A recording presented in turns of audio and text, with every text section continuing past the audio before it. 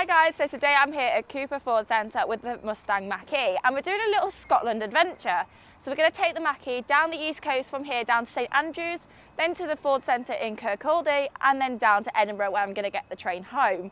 So we're going to see whether the electric car can handle a road trip like this but also see some of the Scottish sights. So let's get going.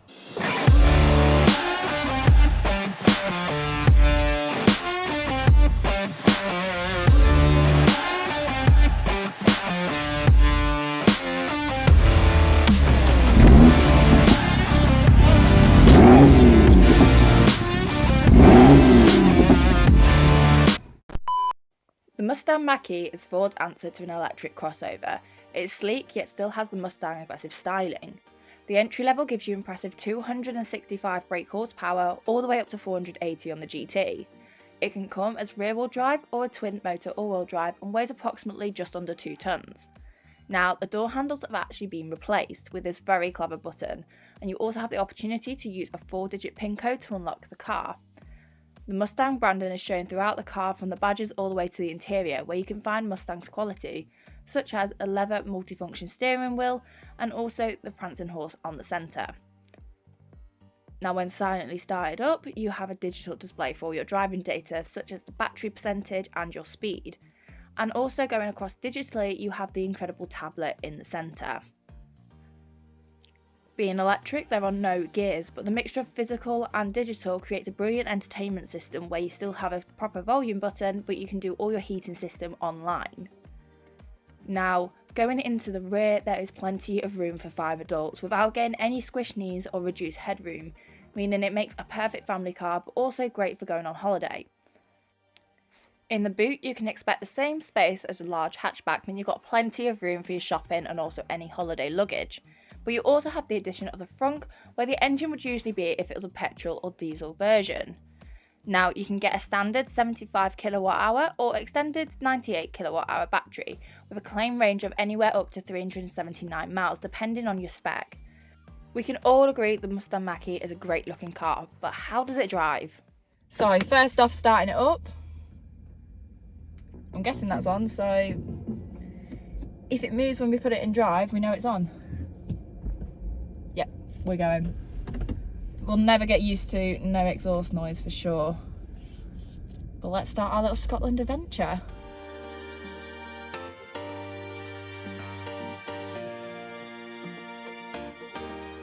So on the start of our road trip, we are on 46% currently, which is approximately 97 miles it's telling us.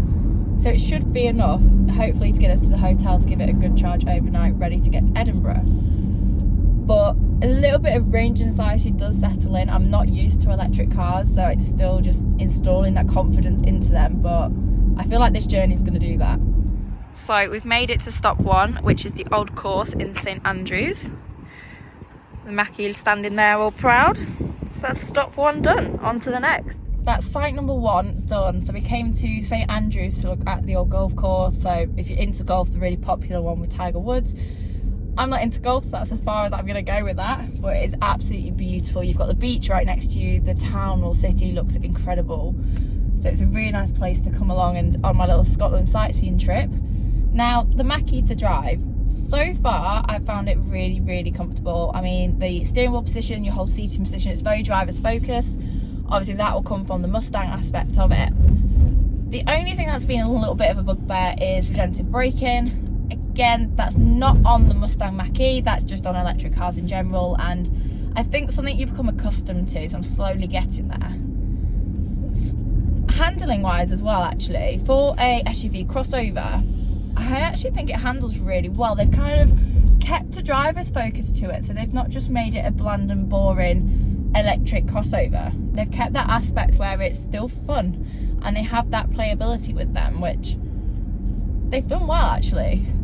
You think a big car like this shouldn't be that fun to drive, but compared to other, especially electric SUV crossovers, this is coming up to be one of my favourites so far. But we've still got a long way to go on this journey, and we are on 43%, so we'll see how we get on with the rest of it.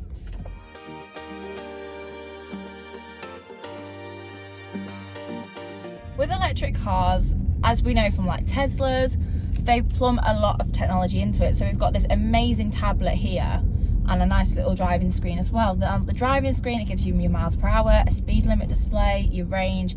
It also has lane assist on this one because it has the top of the range package. I'm not a huge fan of lane assist because it likes to chuck you in when it doesn't necessarily need to, but to be fair to Ford, this one's been pretty good. It's not been over the limit at all like some of them have been. It has, again, all the different technology. So with the lane assist, it's also got the adaptive cruise control, so it can brake for you.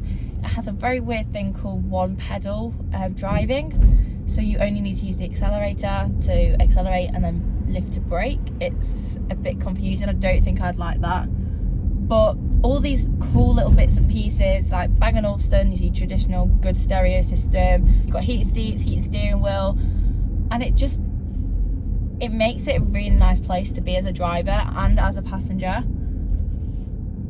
And with it being a crossover, you need those things ticked. So you don't want to compromise on anything because you're buying a crossover to enjoy driving. You probably do a fair few miles and you want your comfort and you need your space. So you like to have those few luxury extras. And all I'm going to say is my hands are nice and warm on the steering wheel. Heated steering wheel is great.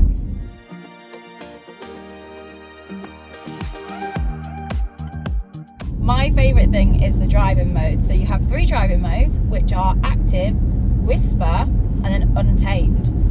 So active is described as a bit of fun and more engaging and enjoyable.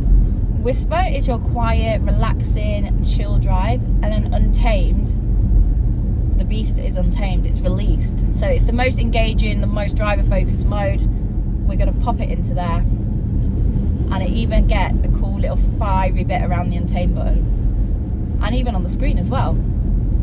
This is really cool. Cornering wise, with the regenerative braking, I'm starting to learn you can lift off rather than brake for certain corners, which feels strange, but you kind of do get used to it a little bit.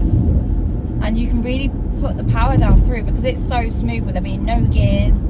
The speed in this, I believe, is around 5 seconds. They can go all the way down to 3.7 in the GT spec. And the Mach-E is known as a Mustang rather than a Ford Mach-E. So you don't actually see any Ford badges anywhere. It's always the Mustang prancing horse. Now, is it really a Mustang? That's a difficult one because it has all the performance and it is really fun to drive compared to some of the standard Fords. But to me, Mustang's big American muscle, fat V8, loud roaring noises, and this just isn't that. But I think the Mach-E just kind of is in its own right, and it may not be a Mustang and it may not be the horse, but I feel like this horse on it is going to mean something new, and the Mach-E is that next step forward for Ford into the electric world. It's its first ever fully electric car, and if this is the first one they've ever done, can you only imagine where they're going to go from here?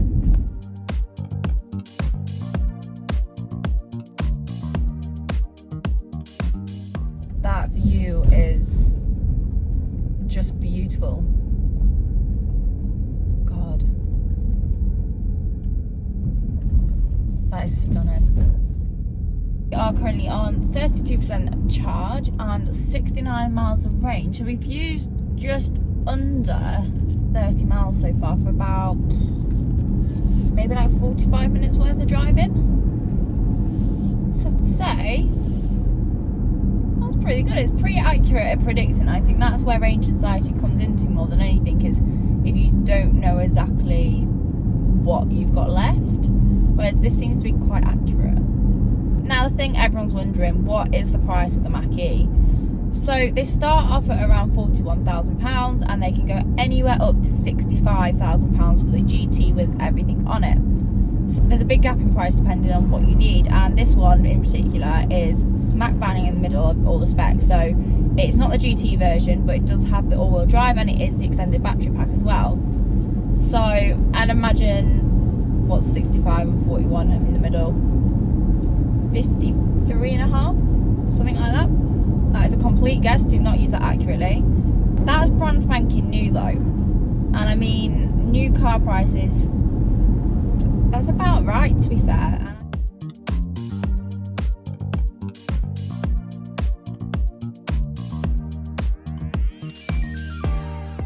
So we've made it to Kirkcaldy Ford Centre. So this is the second to last stop before the hotel. And yeah, absolutely stunning scenery and a really nice drive. So far the Mach-E is impressing me, but we'll see how we get on with the rest of it. And also I've got to try and charge it, so we'll see how that goes. We've made it to the hotel now, so this is the final stop for tonight until we go to Edinburgh to get the train home tomorrow. So we started off about, I believe it was 49% charge, I may be wrong. We are now on 27% and 56 miles worth of range. So we've done really well actually, because we've been driving around at least for an hour. So it's actually done quite well. Range anxiety hasn't kicked in too badly, but now we've got to try and charge the thing. This is going to be the challenge. This is the challenge, so let's see how we get on. This is what I've been given. So I know it's something to do with this. So first off, this cable's really heavy. Which one's which? Oh God. Let's try you. First step done. Right. Next challenge is opening the filler cap. Well, it's not a filler cap, is it? Oh my God, how do you do it? Oh, like that.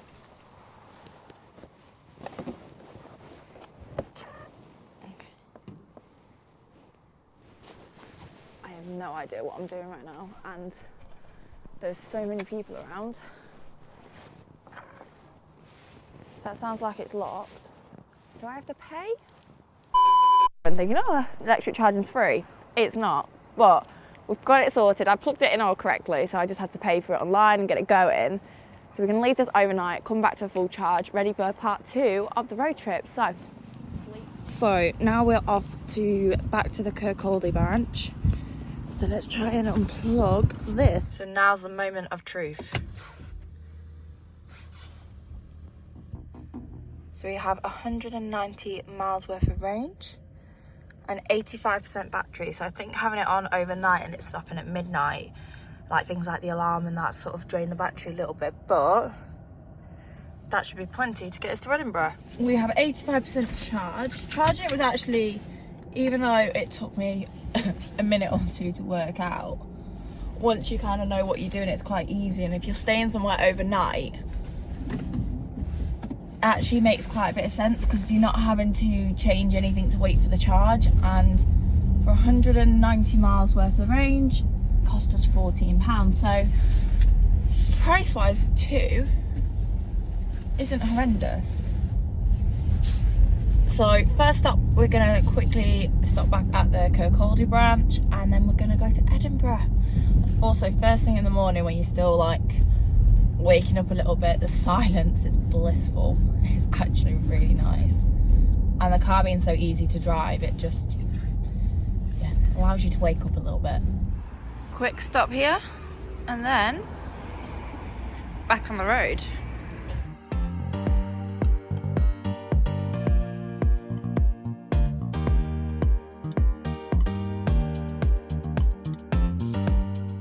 I don't like city traffic. This is so stressful. There's tram lines, there's loads of cars, there's lots of different traffic coming from everywhere. You can tell I'm a country girl, 100%. Wish us luck. If we come out of here with a car in one piece and no speeding tickets, I'll be happy.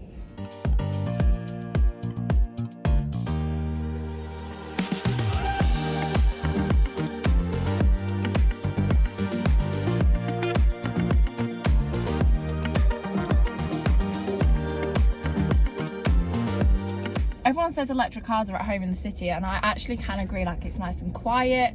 There is a little bit of worry as whether people can hear you, but obviously there is road noise. So yeah, it's definitely the right car to do it. You obviously don't want to be in something with a clutch that you constantly stop starting, so there's no gears and everything's really nice, and it's just being comfortable. So yeah, Ford Mach-E city check. Tick.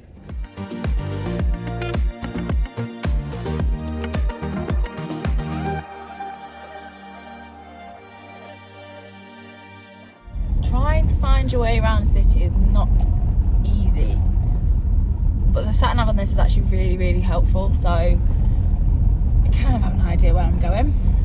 Whether it's right or not is a completely different question. God for this 360 parking.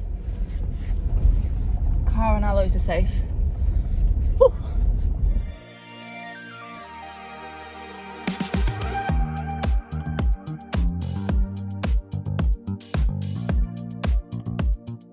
So next on the whistle stop tour, I'm going to call it, we're going to do Arthur's Seat. So we can't obviously get the car right up there, but there's like a nice ring road around it. But the Mach-E is handling it really well, and actually I don't think I'd want to be in any other car because this is really comfortable, it's quiet, and yeah, it's just really nice, to be honest. That's all I can say.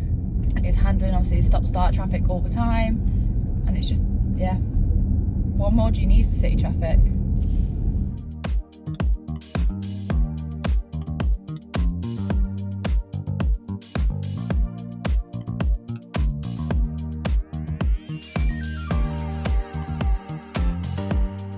This route is absolutely stunning. The views are amazing and you just try to take them all in. There's a lot of people, a lot of cyclists and everything, but it's nice to, with it being so cold in winter, I don't think I'd want to walk it. So it's nice being in a comfortable car with a heated seat on, just taking in the views. It's, yeah, it's beautiful.